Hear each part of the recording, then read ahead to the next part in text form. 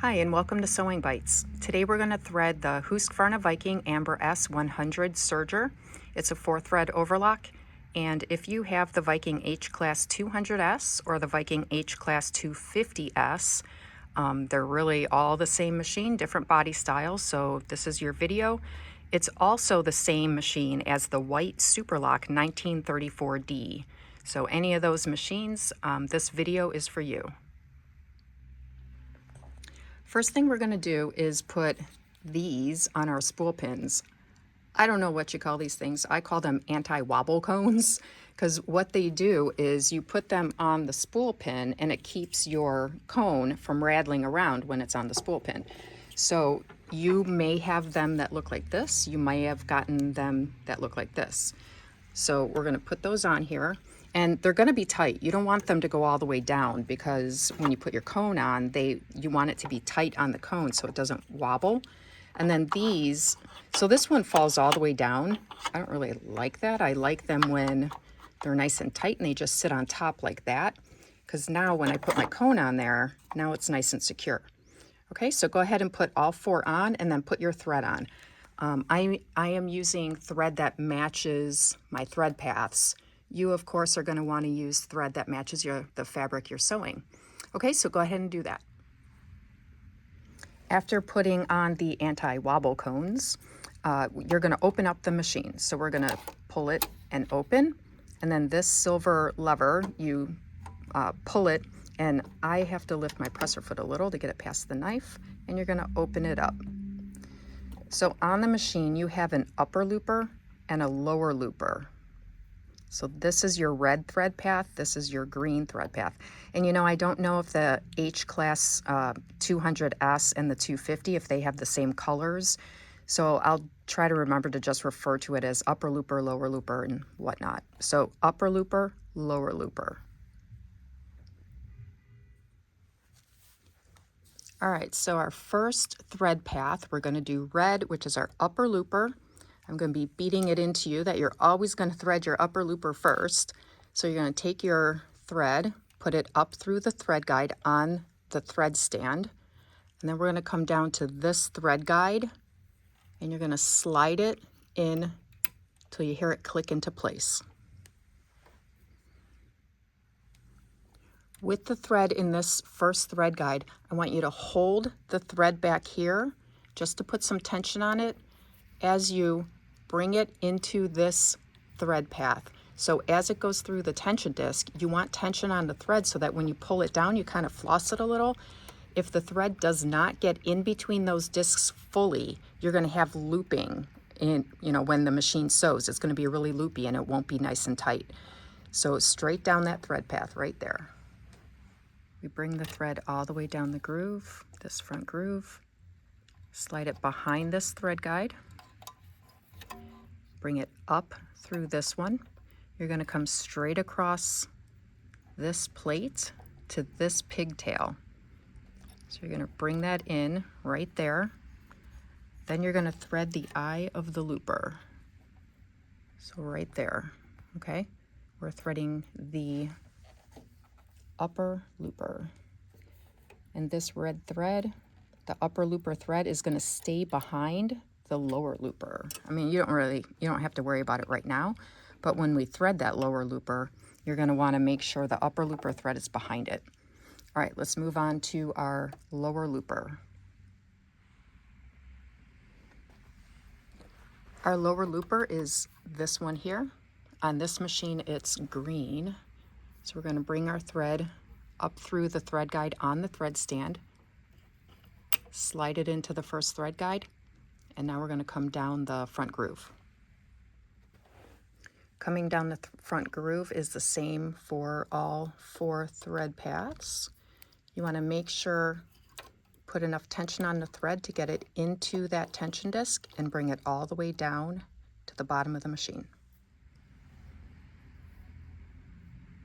Once you get the thread all the way down that front groove, slide it into the thread guide right there. You're going to bring it over to this one, and that one pops up right there. Now you're going to come to this one, slide that one in right there. Now, turn your hand wheel till you can see the back of the looper. With the back of the looper visible, pop the thread up into the thread guide at the back of the looper. Hold the thread over here, turn your hand wheel again until that lower looper, the eye of the lower looper is just above the upper looper. So now what you're going to do is thread the eye of the lower looper and pull your thread to the back and double check, make sure that your thread doesn't get, caught on anything down here. Make sure that thread path is clear. And then if you look, you can see my red thread, which is my upper looper thread, is behind the green thread, which is my lower looper thread. And that completes the threading of the upper and lower loopers. Now it's time to thread the needles. On this machine, you can thread the needles in any order. It really doesn't matter. And I know that because if you look at the thread guide above the needles, right at the needle clamp, this thread guide has an opening on the right side and on the left side. So you don't have to slide both threads in from the same direction. So this machine, you can thread it right needle, left needle, right needle, it doesn't matter. But if you have a thread guide above your needles, or at the needle clamp, and both threads have to slide in, for instance, from right to left, then you're always going to thread left needle, then right needle. I hope that makes sense. So on this machine, any order is fine, but we are going to start with our right needle. To thread the right needle, we're going to take our thread, bring it up to the thread, up the thread guide on the thread stand, and then we're going to bring it to our first thread guide down here on the machine and slide it into place. We're going to hold the thread back here to put some tension on it, just like all the others, and we're going to make sure that thread gets into the tension disc, and then slide it into the thread guide right here.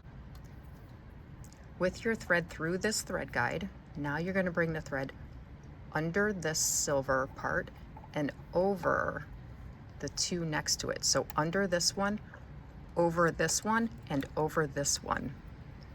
Then you're going to come down and behind the thread guide at the top of the needle, right below your needle clamp. This is your needle clamp right here. So right there.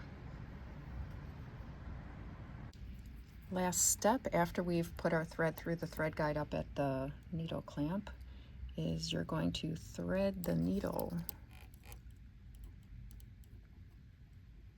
And then once you thread the needle, bring the thread under this part of the presser foot. And that'll keep your threads from getting dragged on top of your seam when you're sewing. So through the eye, under this thing. Last one. So this is our left needle thread. We're going to bring the thread up through the thread guide on the thread stand. Oops. And then slide it into the first thread guide. And same thing, we're going to bring it down through that groove. With the thread through the thread guide back here, same as all the others, hold it back here, bring it down through that groove, floss it a little, and we'll move on. Down the groove, into the thread guide right there. It's going to share with the other needle thread, so you're going to go under this one, over those two. So same thread path, under and over. So make sure it's in between here and goes over. Then you're going to come down to the left side of the needle clamp, and it goes into the thread guide right there. And lastly, we thread that needle. And as with the other thread, you're going to put it under the metal thingy on the presser foot.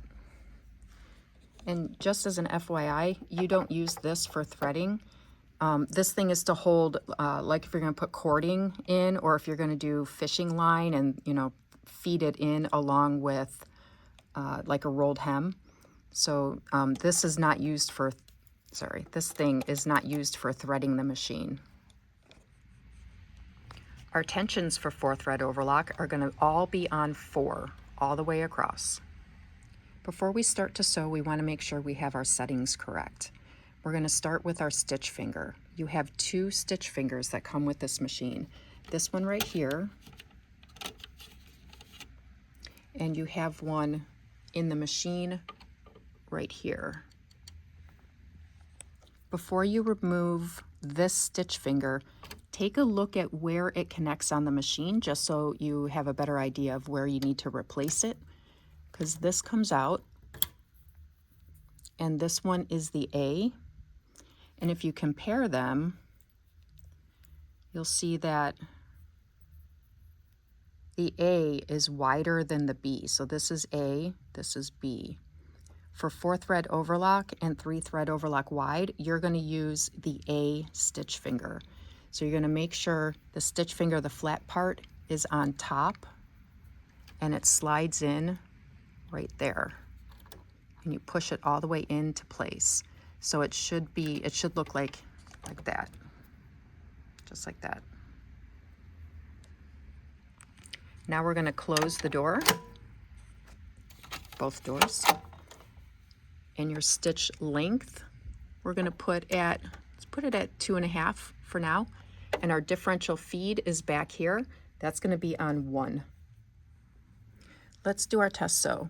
One thing I love about this machine is the built-in seam guide. So if you have a 5/8 inch seam allowance, you need to be mindful of. Set your seam guide at 5/8 of an inch. Just measure it over from your needles and get to 5/8 of an inch. You're going to put your fabric under. Your presser foot lifter is back here. Make sure that's down. Hold on to these threads. Don't pull them, but let's just hang on to them because we have not yet formed a chain. I just like to lay my hands on them or my fingers on them. The reason you do that is so that the threads don't get sucked back toward the machine. And let's sew.